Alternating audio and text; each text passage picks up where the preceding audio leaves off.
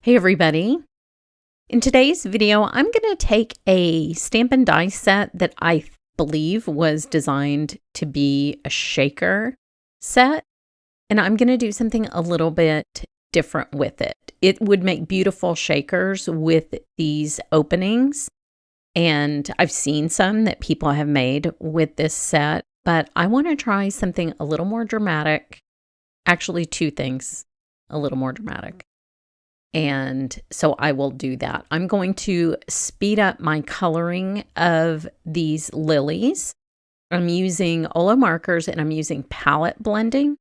So I put a little bit of that pretty rose color down on my glass mat, and I'm picking it up with the yellow and just letting it blend out as I color. So if I start in the center of the flower, then it gets kind of a pinky orange hue. And then as I keep coloring towards the edge of the petals, it goes back to yellow. This is my favorite way to color because I'm a lazy human being. Those are just the facts. I can't do anything about it, so I'm not going to fight it when it comes to my coloring. And I just keep going. You'll need new little puddles of color as you progress through the coloring, because the yellow ink, when I go to pick it up, it will actually kind of consume and push away the rest of the pink, and so it will tend to get a little paler over time. These are really beautiful Easter lilies if you wanted to make an Easter card or a shaker card. With these, they're kind of classic and they have super clean lines, so they're fun to color. I'm going to do something a little bit non-traditional. I'm going to color the centers of the flowers pink because that pink is so pretty, and it will automatically be kind of in harmony with the flowers because it's used to create the orange. So if you're coming up with color combos with alcohol markers, just remember, even if you're mixing them, you can add that pure color and it's going to be pleasing to the eye because it's already present in the mixed colors. So there you go. That's a pretty easy coloring session. Really pretty set of little lilies. Now this would be pretty on a clean and simple card. You don't have to do what I'm about to do, but you know, I like dramatic paper piecing. So we're going to dramatically paper piece this with black. So first I'll use, oh, look how pretty it is on the back. Dang it. That is really pretty. I could put that down just like that. Ugh, decisions. I'm going to go ahead with my original plan, but now I'm kind of sad because that's really pretty on the back.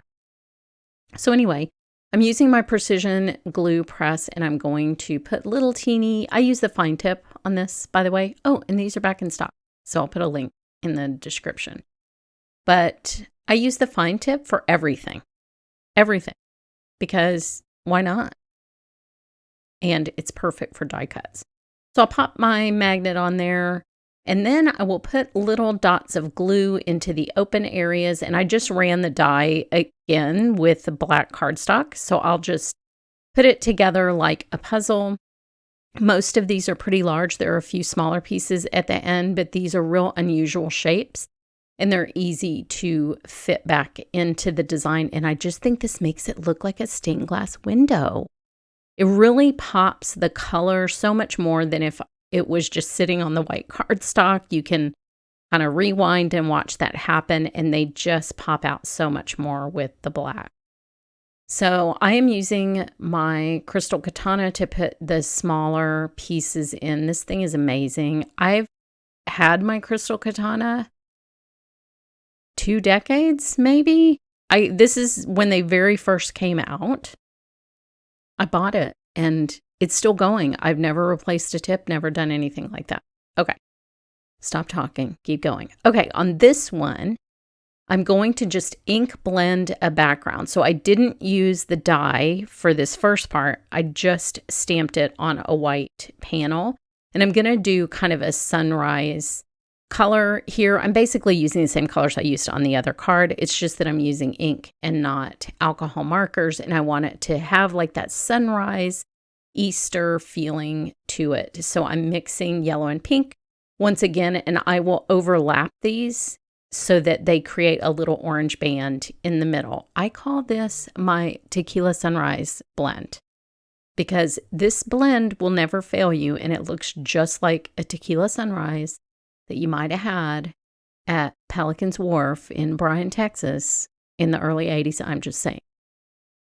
So I'll go back over this center section with the yellow to make that blend happen even more. This is always a good practice, and it's pretty just like that. But we're going to add black because I got to add black.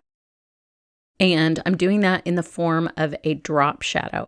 So the first thing I'll do is add glue to the entire die cut. And please note, this is a 2-for-1 technique because this is the die cut that I got the pieces for the other card out of. So this is a 0 waste card, set of cards, sorry, 2 cards.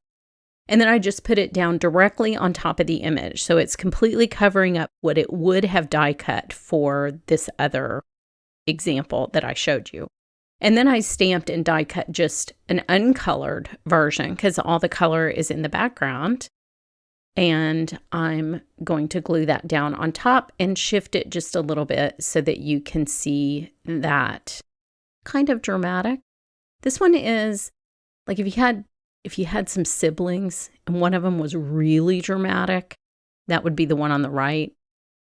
The one on the left, just a tiny bit dramatic, but mostly normal. That's the one on the left.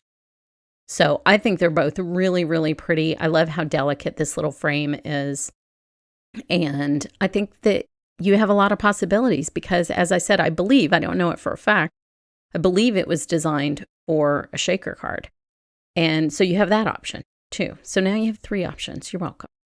I didn't charge you anything for any of these 3 options either. Absolutely free of charge.